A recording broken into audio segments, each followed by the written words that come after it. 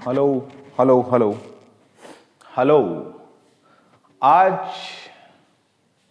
1.2 का हम question number 5th 6th और 7th करने वाले हैं, जाकि 1.2 हमारी खत्म हो जाएगी। और अगली बात यह है कि आप लोगों को ये नोट्स अब एप्लीकेशन पर मिलना चालू हो गए हैं। आप डायरेक्ट गूगल पर आप प्ले स्टोर पर जाइएगा, माइंड एनालिसिस क्लासेस करके माइंड एनालिसिस सिर्फ सर्च करेंगे, हमारी एप्लीकेशन आ जाएगी। वहां पर सारे नोट्स आपको यहाँ पर मिल जाएंगे। टेलीग्राम पर भी डाल देता हूं वैसे मैं, लेकिन एप्लीकेशन पर डायरेक्ट डाउनलोड हो जाएंगे। ठीक है, तो करते हैं हम स्टार्ट। यहाँ पर सबसे पहले हम जो हमारे क्वेश्चंस पे जाते हैं, तो हमारा क्वेश्चन ये बोलता है check whether 6n can end with 0। मतलब आप 6 की पावर n को जब मल्टीप्लाई करते हो तो आंसर 0 आना चाहिए। सर कैसे? देखो बेटा, अगर आपको 6 दे रखा है तो आप क्या कर सकते हो, 2 into 3 कर सकते हो, तो आंसर क्या आएगा 6। लेकिन क्वेश्चन बोल रहा है कि आंसर क्या आना चाहिए, लास्ट में 0 आना चाहिए, जो पॉसिबल नहीं होगा। अगर 6 है तो आप 1 into 6 भी कर सकते हो इसको, तो भी आंसर आएगा 6, लेकिन लास्ट में 0 आ रहा है। क्या वो क्या बोल रहा है कि एंड जब आप करो इसको 6 की पावर n का जब आप एंड करो, तो आप जब एंड करो तो वो आंसर आना चाहिए 0 लास्ट में दिखना चाहिए। लेकिन 0 आपको इतनी आसानी से लास्ट में नहीं दिखेगा। सर 0 कब दिखेगा? अरे अगर आप 2 into 5 बोलते तो मैं आपको बोल देता कि 0 लास्ट में दिखेगा। 2 into 5 क्या होता है? 10 होता है। समझ में आ रहा है कि नहीं आ रहा? इस क्वेश्चन में ज्यादा दिमाग नहीं लगाना है। इस क्वेश्चन में लगा वो दिमाग को, सर कैसे आया, I am very very doubt sir. तो डाउट क्या भाई, 0 लास्ट में आना चाहिए, तो 5 का मल्टीप्लाई करना पड़ेगा, 10 का मल्टीप्लाई करना पड़ेगा किसी वैल्यू में, तो ही 0 आएगा। समझ में आ रहा है कि नहीं आ रहा है? सर ऐसा थोड़ी होता है क्या, 2.5 into 4 करूंगा तो भी तो 0 आएगा सर। हाँ, तो ये भी करने पे कुछ रेयर केस भी होते हैं साहब, वो भी बताता हूं आपको मैं। तो आप बोलोगे सर 5 और 10 का इंटू करने पर ही आते हैं, तो ये भी होता है, लेकिन चूंकि इसमें भी तो 2.5 है, तो 5 तो है ही सही ना। तो समझ लेना बात को। अब यहां पर समझने की कोशिश करते, 2 मिनट में समझ में आ जाएगा आपको चीजें। ज्यादा समय नहीं लूंगा इस लेक्चर में आपको, क्योंकि ये लेक्चर इतना बड़ा बनाने का मूड भी नहीं है, इजी पोर्शन है। इतना करवाने के बाद फटाफट करवा दूंगा कि चेक द वेयर 6 से n can be and with 0 पर एंड होना चाहिए फॉर एनी नेचुरल नंबर। किसके लिए?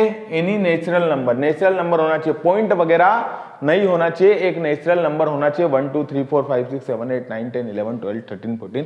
ठीक है, तो वी नो डेट, हमको ये पता होना चाहिए कि वी नो डेट, हमें पता है 6 की पावर n को आप 2 की पावर n और 3 की पावर n लिख सकते हो, इन विच 5 is not a prime factor and 5 इसमें क्या है, 5 नहीं है, प्राइम फैक्टर नहीं है, and the number which and with the digit 0 is divisible by 5।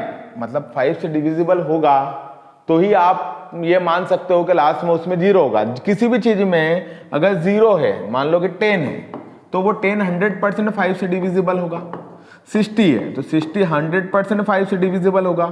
तो 5 से डिविजिबल होने वाला 5 से डिविजिबल होना चाहिए।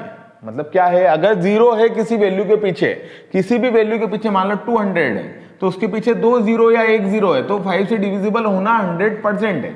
समझ में आ रहा है कि नहीं आ रहा है? ये बात याद रखना। तो ये क्वेश्चन 2 मिनट में आपसे हो जाएगा, और ये थ्योरी लिख के आ जाना। अगर क्वेश्चन आता है तो ये थ्योरी आप लिख के आ जाना कि वी नो डेट 6 की पावर 2n और 3n होता है, तो 5 से डिविजिबल होना चाहिए, जो कि यहाँ नहीं हो रहा है। अगर 5 से डिविजिबल होता है तो वो क्या होगा, 5 से डिविजिबल होगा तो मान सकते हैं अपन कि वो एंड उसका 0 होगा। जैसे क्या, हिंदी में समझो, 6 की पावर n का अभाज्य गुणनखंड 2 गुणित 3 की घात n होगा। आप 6 की पावर n को 2 गुणित 3 की घात n लिख सकते हो, या 6 की पावर n को इस तरह से लिख सकते हो आप। मतलब आप 2 into 5 नहीं लिख सकते, क्योंकि 2 into 5 10 होता है, और यही आपका सही आंसर होना चाहिए था। मतलब अगर 10 की पावर n होता तो वो 0 होता। क्लियर हो रहा है? फिर जबकि कोई प्राकृत संख्या जो शून्य पर समाप्त होती है, उसके अभाज्य गुणनखंड 2 गुणित 5 की घात n के रूप में होते हैं। अरे नहीं आ रहा समझ में? इतनी देर से क्या समझा रहा हूं मैं तुमको कि कोई भी नेचुरल नंबर जब एंड होता है तो 2 into 5 होना चाहिए। 2 into 3 होगा तो 0 कभी नहीं आएगा।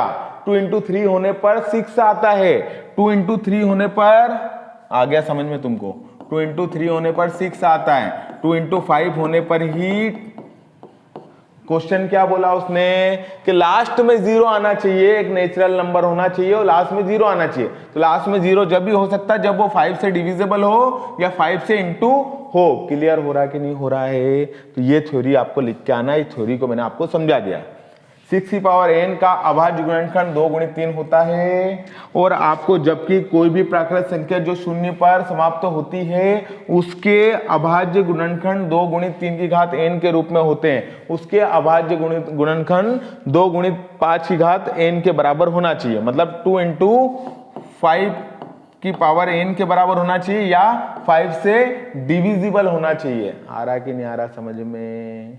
जिसकी भी जो 10 है तो 10 में भी वो 5 से डिविजिबल होना चाहिए या फिर 2 इंटू 5 होना चाहिए तो ही हो सकता है, अन्यथा नहीं हो सकता है। आपको समझ में नहीं आ रहा तो आप सिर्फ अपनी डेफिनेशन लिख के भी आ सकते हैं, मैंने अपनी तरफ से पूरी कोशिश करी।